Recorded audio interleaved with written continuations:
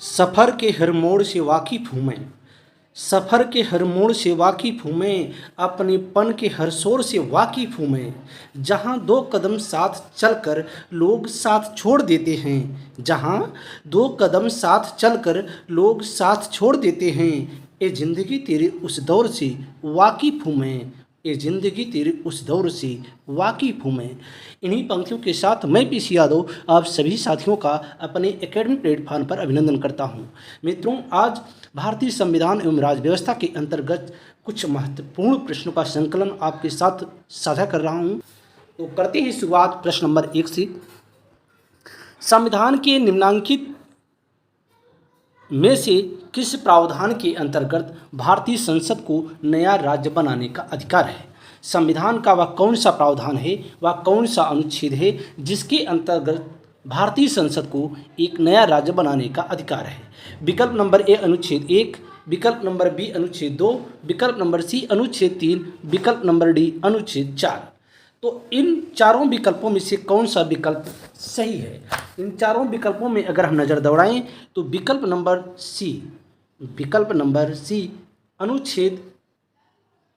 अनुच्छेद 3 इस प्रश्न का सही उत्तर है।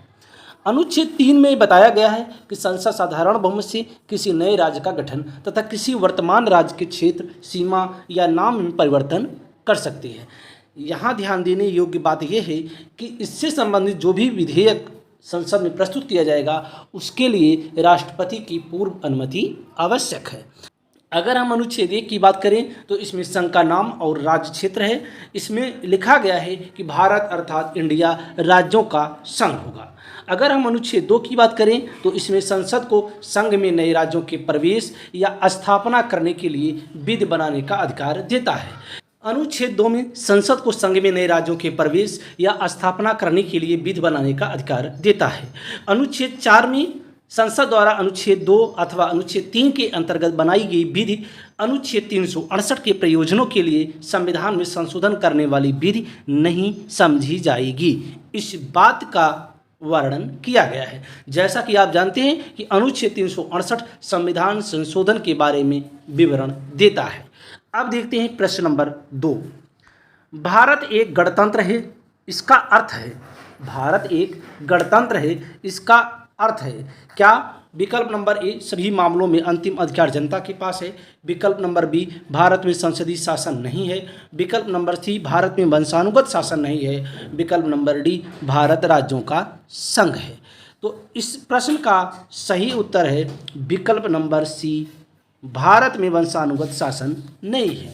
गणतंत्र का आशय क्या है? गणतंत्र यानी लोगों का शासन। जैसा कि आप जानते हैं जो हमारी शासन व्यवस्था है संसदीय शासन व्यवस्था है। संसदीय शासन व्यवस्था में एक नाम मात्र की कार्यपालिका होती है, एक वास्तविक कार्यपालिका होती है। नाम मात्र की कार्यपालिका हमारे यहाँ राष्ट्रपति के अंतर्गत है और वास्तविक कार्यपालिका मंत्रिपरिषद में निहित है। नाम मात्र की जो कार्यपालिका राष्ट्रपति होता है, राष्ट्रपति हमारे यहाँ वंशानुगत नहीं होता, उसका चुनाव होता है। वह चुनाव के जरिए ही अपने पद को धारण करता है। तो इस प्रकार गणतंत्र का आशय भारत में वंशानुगत शासन नहीं है। अब देखते हैं प्रश्न नंबर 3। भारत के संविधान के आमुख का लक्ष्य उसके सभी नागरिकों के लिए सुनिश्चित करना है। नंबर 1 सामाजिक तथा आर्थिक न्याय। नंबर 2 विचार तथा अभिव्यक्ति की स्वतंत्रता। नंबर 3 अवसर की समानता। नंबर 4 व्यक्ति की प्रतिष्ठा। इसमें विकल्प ए है 1 और 2, विकल्प बी 1, 2 और 3, विकल्प सी 2, 3 और 4, विकल्प डी सभी। अगर इन सभी विकल्पों पर हम नज़र दौड़ाएं तो इस प्रश्न का सही उत्तर है विकल्प नंबर डी सभी। अब हम देखते हैं नंबर 1 बिंदु को अगर देखें तो सामाजिक तथा आर्थिक न्याय। वैसे जो भारतीय संविधान की प्रस्तावना है उसमें न्याय 3 प्रकार के दिए गए हैं। सामाजिक, आर्थिक तथा राजनैतिक न्याय। सामाजिक, आर्थिक तथा राजनैतिक न्याय। अगर हम नंबर 2 की बात करें विचार तथा अभिव्यक्ति की स्वतंत्रता, तो प्रस्तावना में कुल 5 प्रकार की स्वतंत्रता दी गई है। विचार, अभिव्यक्ति, विश्वास, धर्म और उपासना की स्वतंत्रता। वैसे यहाँ बता दें जो फंडामेंटल राइट है, मूल अधिकार है, वहाँ कुल 6 प्रकार के मूल अधिकारों का वर्णन किया गया है। अगर नंबर 4 की बात करें तो यहाँ व्यक्ति की प्रतिष्ठा लिखा गया है, तो प्रस्तावना में प्रतिष्ठा और अवसर की क्षमता की बात की गई है। तो इस प्रकार इस प्रश्न का सही उत्तर है विकल्प नंबर डी। अब देखते हैं प्रश्न नंबर 4। भारत में लौकिक सार्वभौमिकता है क्योंकि संविधान की प्रस्तावना आरंभ होती है विकल्प नंबर ए प्रजातांत्रिक भारत शब्दों से, विकल्प नंबर बी जनता के जनतंत्र शब्दों से, विकल्प नंबर सी जनता के लोकतंत्र शब्दों से, विकल्प नंबर डी हम भारत के लोग शब्दों से। इस प्रश्न को देखने के बाद ही आपको मालूम हो गया होगा तो इस प्रश्न का सही उत्तर क्या होगा। इस प्रश्न का सही उत्तर है विकल्प नंबर डी हम भारत के लोग। जैसा कि आप जानते हैं जो भारतीय संविधान की प्रस्तावना है उसका शुरुआत ही हम भारत के लोग शब्दों से होता है। तो इस प्रकार इस प्रश्न का सही उत्तर है विकल्प नंबर डी। अब देखते हैं प्रश्न नंबर 5। कल्याणकारी राज्य का उद्देश्य है। कल्याणकारी राज्य का उद्देश्य क्या है। विकल्प नंबर ए अधिकतम संख्या का अधिकतम कल्याण सुनिश्चित करना, विकल्प नंबर बी कमजोर वर्गों के कल्याण का प्रबंध करना, विकल्प नंबर सी सभी नागरिकों को स्वास्थ्य सुविधाएं प्रदान करना, विकल्प नंबर डी उपरोक्त में से कोई नहीं। तो इस प्रश्न का सही उत्तर होगा विकल्प नंबर ए अधिकतम संख्या का अधिकतम कल्याण सुनिश्चित करना। जैसा आप जानते हैं कि भारतीय संविधान में राज्य के नीति निर्देशक तत्वों का वर्णन किया गया है जो भाग 4 में अनुच्छेद 36 से 51 में किया गया है। यहाँ भारत के कल्याणकारी राज्य की कल्पना की गई है। अब देखते हैं प्रश्न नंबर 6। भारत के संदर्भ में निम्न में से कौन धर्मनिरपेक्ष शब्द का सही भाव व्यक्त करता है। विकल्प नंबर ए भारत में अनेक धर्म है, विकल्प नंबर बी भारतीयों को धार्मिक स्वतंत्रता प्राप्त है, विकल्प नंबर सी धर्मानुपालन व्यक्ति की इच्छा पर निर्भर है, विकल्प नंबर डी भारत में राज्य का कोई धर्म नहीं है। इस प्रश्न का सही उत्तर क्या होगा। इस प्रश्न का सही उत्तर है विकल्प नंबर डी। विकल्प नंबर डी भारत में राज्य का कोई धर्म नहीं है। जैसा कि आप जानते हैं भारतीय संविधान में धर्मनिरपेक्ष शब्द का वर्णन नहीं किया गया है, वहाँ पंथ निरपेक्ष शब्द का वर्णन किया गया है और वो भी 42वें संविधान संशोधन 1976 में इसको जोड़ा गया। पंथ निरपेक्ष शब्द का जो अर्थ निकलता है उसका अर्थ ये है कि जो किसी धर्म विशेष को राजधर्म के रूप में मान्यता व प्रदान नहीं करता है बल्कि वह सभी धर्मों को तटस्थ भाव से समान संरक्षण प्रदान करता है। भारत राज्य का कोई धर्म नहीं है, सभी धर्मों का समान रूप से संरक्षण देता है। अब देखते हैं प्रश्न नंबर 7। निम्नलिखित शब्दों में से कौन सा शब्द 1975 में भारतीय संविधान की प्रस्तावना में सम्मिलित नहीं था। विकल्प नंबर ए बंधुत्व, विकल्प नंबर बी संप्रभु, विकल्प नंबर सी समानता, विकल्प नंबर डी अखंडता। तो इस प्रश्न का सही उत्तर है विकल्प नंबर डी अखंडता। 42वें संविधान संशोधन 1976 द्वारा उद्देशिका में संशोधन कर प्रथम पैरा में समाजवादी और पंथनिरपेक्ष शब्द तथा छठे पैरा में और अखंडता शब्द जोड़े गए। तो यहाँ 1975 की बात है और संशोधन होता है 1976 में। तो इस प्रकार इस प्रश्न का सही उत्तर है विकल्प नंबर डी। अब देखते हैं प्रश्न नंबर 8। निम्नलिखित में से कौन सा शब्द भारत के संविधान की उद्देशिका में नहीं है। विकल्प नंबर ए समाजवादी, विकल्प नंबर बी पंथनिरपेक्ष, विकल्प नंबर डी प्रभुता संपन्न, विकल्प नंबर डी लोक कल्याण। तो इस प्रश्न का सही उत्तर है विकल्प नंबर डी लोक कल्याण। जैसा कि आप जानते हैं कि भारतीय संविधान की प्रस्तावना में संपूर्ण प्रभुत्व संपन्न समाजवादी पंथनिरपेक्ष लोकतंत्रात्मक गणराज्य शब्द लिखा गया है, वहाँ लोक कल्याण शब्द नहीं है। तो इस प्रकार इस प्रश्न का सही उत्तर है लोक कल्याण।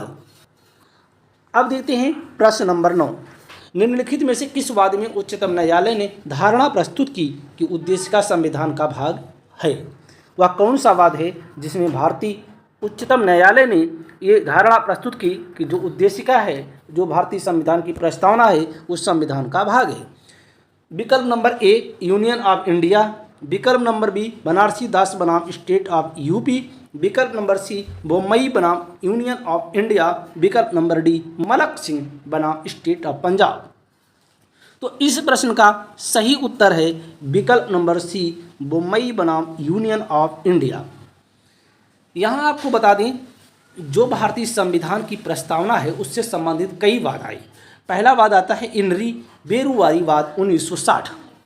जो 1960 का वाद आता है 1960 का वाद आता है इनरी बेरुवारी वाद।